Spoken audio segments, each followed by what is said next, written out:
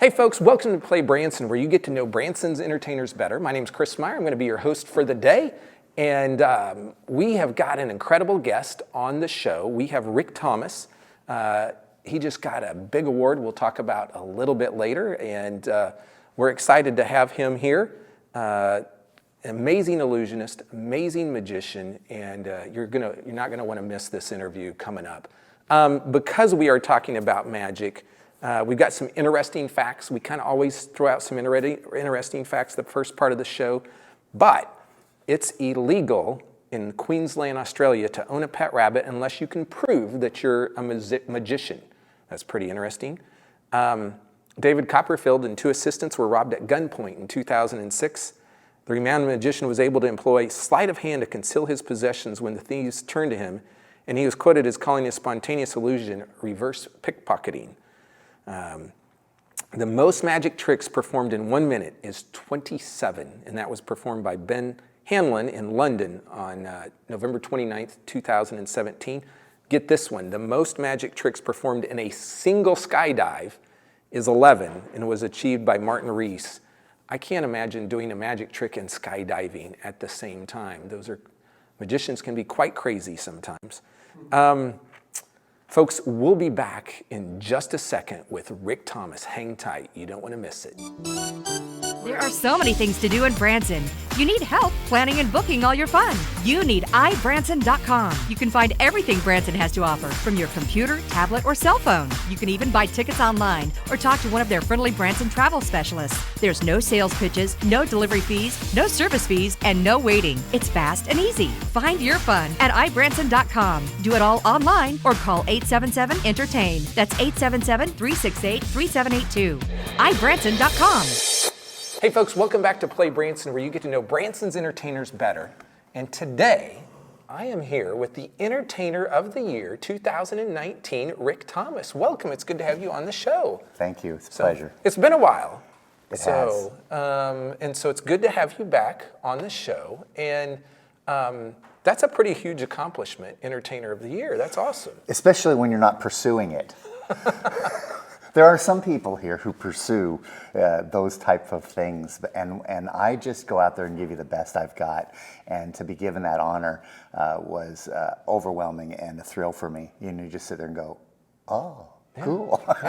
Yeah. So you've been entertaining like a really long time, and so let's talk history, because there's a lot of history in your background, and people don't always get to hear that on stage. I have to be very careful when I tell you my history, because here in Branson, people have often told me, well, just go back where you came from. I had my own successful show in Vegas for 15 straight years. And it was the most successful show. Now, this is the important part. The most successful show for families in the history of Las Vegas. My mother would not let me do a Vegas show. My mom said, you want to succeed in Vegas, you do something that no one else is doing, and that's a show that every single person can absolutely see.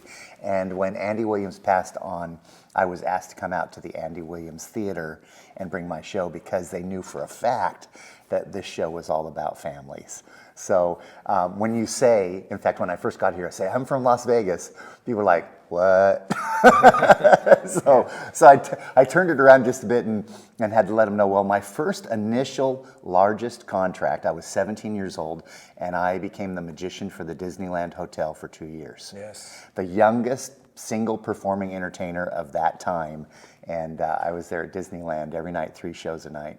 Wow. 17 years old. 17. That's pretty amazing. And you've been doing magic ever since then, right? Yeah, I started when I was 7 years old, went professional at 13, and then 17 years old, that was the big deal. And then after Disneyland, I started doing cruise ships and theaters across the world. Been very blessed in my career. I've performed in over 50 countries, and believe it or not, as far as cruise ships go, 300 cruises. So you've seen tons of the world. I mean, don't tell me to go on another cruise. But I will tell you, I believe personally that going on cruise is the best way to go travel. Okay, other than coming to Branson. You have to come to Branson. Am I doing my chamber thing correctly? Okay, you have to come to Branson. Branson's the #1 spot in the entire world because my show is here. And then once you do that, then get out on the high seas and take a cruise because it rocks. Yeah. So talk about, like, when you go to all these different countries, was it part of a tour? Were you part of something else? Or did you go into one country and come back to the U.S.? How does that all work? It was always pretty much my show. Asia, for the most part, was my grandest success. I performed in Korea, China, Japan. In Japan, I could walk around Japan and the Japanese would stop me and say, "Oh, that's Rick Thomas." You come around, walk around somewhere in the United States, they're like, "Get out of my way," in line at a Walmart or something. Yeah. So as far as my notoriety, I had a great success out in Asia for some time. In fact, I was out there in Asia when I actually received my contracts to go to my first theater in Las Vegas, and that was the Tropicana Hotel. So I was in the United States, I was touring, traveling, I was performing in Asia, and then bam, right back there to the Tropicana, and then I've been here ever since. So what influenced you at such a young age to say, I want to be a magician? You know, when I started all of this, my parents, the only thing I wanted to do was magic. And they were so frustrated because they wanted me to do something else in life. And I always remember my mom saying, yes, don't be a doctor, don't be a lawyer, do magic. They were positive about me enjoying this art form, but didn't think it was going to be a career. And in fact, we have this running gag in my family, now 40 years as a professional illusionist. It's the only thing I know. As far as a profession and a career, I believe truly that is what I am, and that's what I should be my entire life. My mother, she still says, "So what are you going to do when you grow up?" Yeah. I go, "I haven't figured it out yet, Mom, but I'll let you know." Yeah. So that's the bit. You've been on lots of TV shows. Yes. Talk a little bit about some of the shows that you've been on. Well, I had my own show on ABC, and I also have done a tremendous amount of work with Masters of Illusion and World's Greatest Magic. I've done work with, if you just go on different stations, MTV, Animal Planet. Animal Planet, we did a big special because at one point in my career in Las Vegas, I had 15 tigers. Right.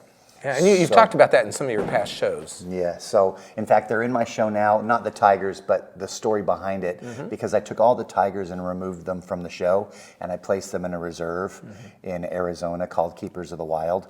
And now we actually sell stuffed tigers in the show, and the proceeds go to taking care of the tigers. Yes. So it's a big deal for me. It was a big transition, and I think it was probably a good part of my life. I gave the tigers everything I had, my life, my financials, everything went to the tigers. But now I get to do something for them beyond the show, and it's not about my show. And doing something for the tigers is a big deal. That's awesome. Awarded Magician of the World by the World Magic Awards. That sounds like a pretty big award. We believe it's the biggest award in the world of magic. So that's what I've been told. Yeah. But many years, again, it's not something that is pursued. It was something, I never went to magic conventions. So we have a lot of magic conventions across the world, and they always say, "Rick, come to the magic convention and perform for the magicians and do this and do that." And I always performed for the public. I never wanted to perform for magicians because, first of all, they never paid the bills. No. They want you to come to a magic convention and do a show there. And I had to go where the money was, and that was with the general public.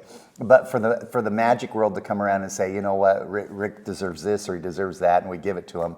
Again, it wasn't something I pursued within the industry. I wasn't there rubbing shoulders with the magic community constantly begging for something. So again, it meant a lot to me. So receiving those awards, and of course the Branson Award, Entertainer of the Year, it's a thrill. I'm going to use it. Yeah, might as well, right? I got to let everybody know in 2020 before they give it to somebody else that I'm worth something for at least a year.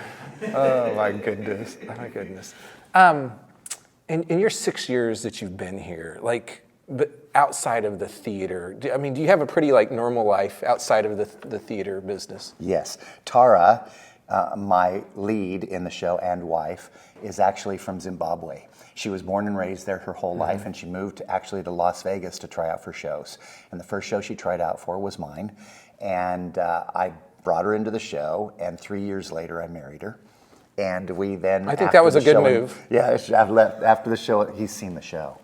It's a good move. Go see the show. It's a good move. We moved the show to Branson, and we have a 2-year-old son. His name is Preston. And after the show, this is the routine. She immediately leaves the theater. She runs out the doors. I go out front to greet the public. By the time I get home, he's been bathed. He has his pajamas on. She hands him to me. I walk upstairs. I go into his room, and he and I cuddle for the next 30 minutes as I put him to sleep. Yeah. And I put him in his bed every night. I'm the one who puts him to sleep. Yeah. And that's what Dad gets to do. That's my greatest moment every day. Yeah. It's not the magic. It's family. That's the beautiful part about Branson, and we talk about that a lot. We're going to stop right here, and we'll be back with more from Rick Thomas. Welcome to the Mansion of Dreams. To all our invited guests, thank you for joining us.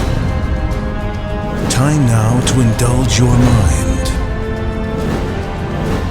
Journey with us to the next level of imagination. A journey never to be forgotten. Oh, it was spectacular. That's fabulous. I think we'll remember this for the rest of our lives. It was amazing. The dancers were just phenomenal. I liked when he made the dogs appear. The helicopter appearance, that was really cool. Absolutely. Best show in town. Yeah, this is our last show of the week, and it was by far our favorite. There is nothing like it in the world.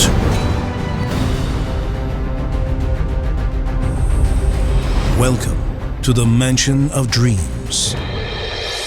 Welcome back to Play Branson, where you get to know Branson's entertainers better. And today here we're with Rick Thomas. And Rick, tell people about your show. Like if they've never seen it, never experienced it, what are they going to get? You know what? That's an interesting thing you just said. Never seen it. Believe it or not, no matter how hard I try, I'll never get to see my show live. Yeah. Isn't that amazing? That's amazing. That's bizarre. Because you can watch yourself on video. You can see yourself in different ways or forms, but literally stepping outside yourself and watching yourself live is something you never get to see. And people tell me my new show, Mansion of Dreams, is pretty good. I've been performing and preparing for the Mansion of Dreams for at least 10 to 15 years. I know that when I was at the Tropicana in Las Vegas, we were actually going to put the Mansion of Dreams there. And they changed management, and they were going to implode the hotel, so I moved it to the Stardust. And the Stardust Hotel, I was there for 3 years, and then they imploded the Stardust. It seems that every theater I go to, they blow the building up, and it's not my fault. I didn't make it disappear. Somebody else did. So that's pretty funny. That's really funny. So after the Stardust, they imploded the Stardust, and they were going to build a hotel called the Echelon. And I was planning on putting the Mansion of Dreams there. Yeah. They didn't finish that hotel, though, no, did they? did not. So here we have the great Jimmy Osmond calling me and say, "Hey, Rick, how about you come out to Branson and bring your new show?"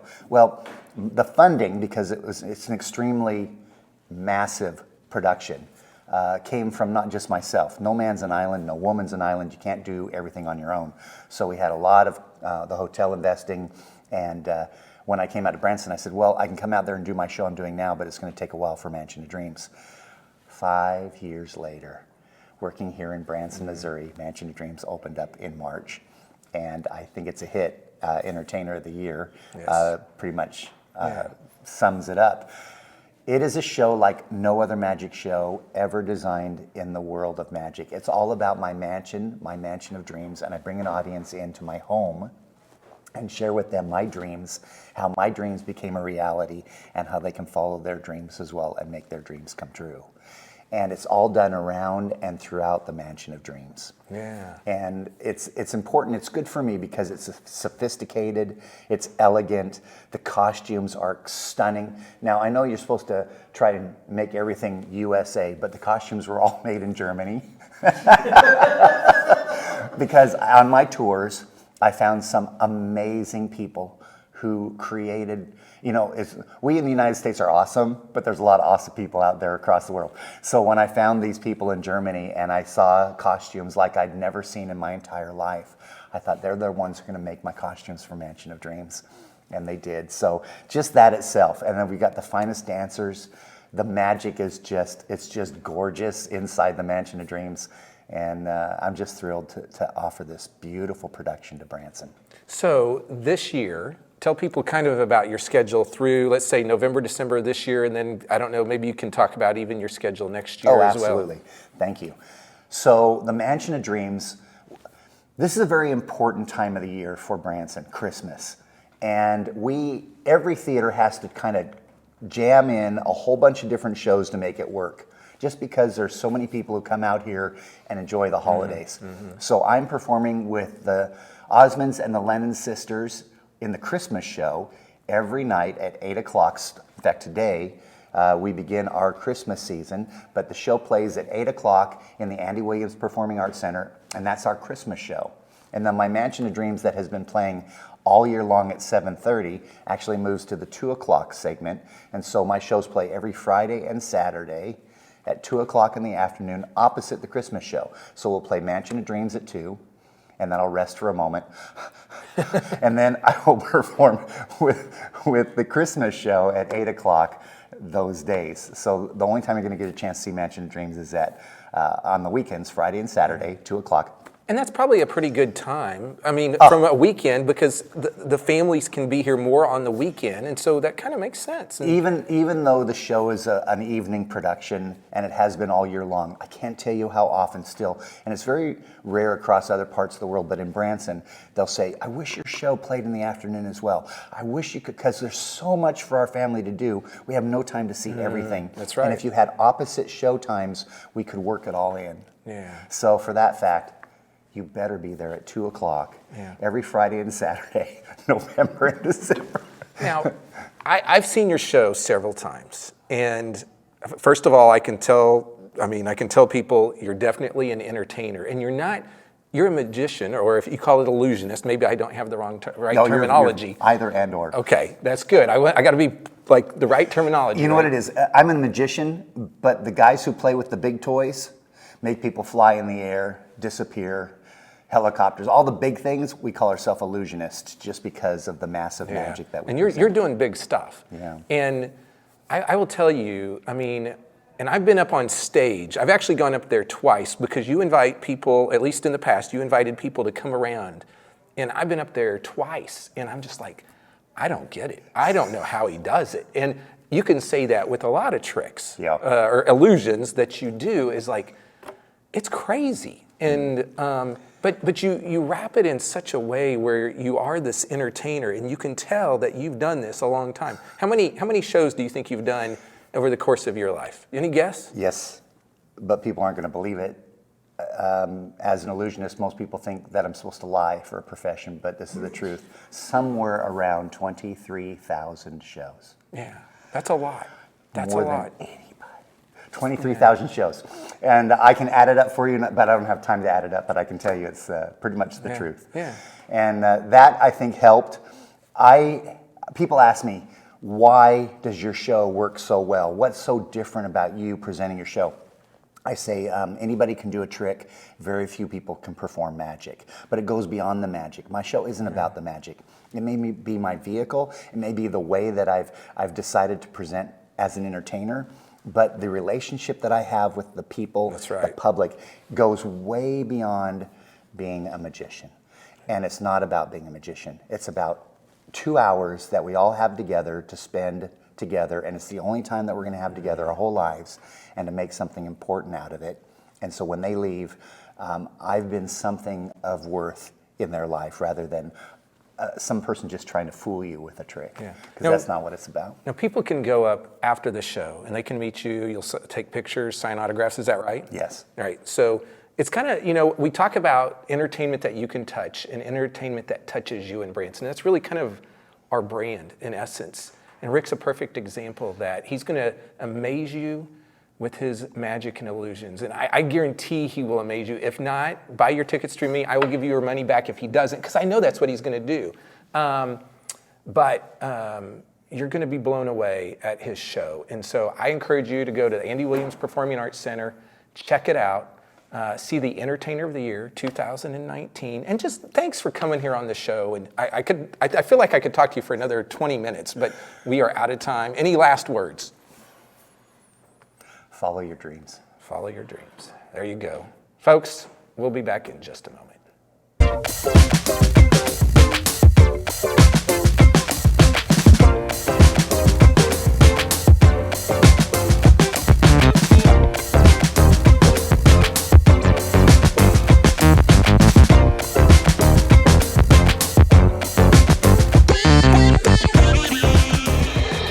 Hey folks, welcome back to Play Branson. We're wrapping the show up. It is Christmas time in Branson, Missouri. If you haven't been here at Christmas, you've got to come. It is one of the top places in the country to experience a Christmas vacation.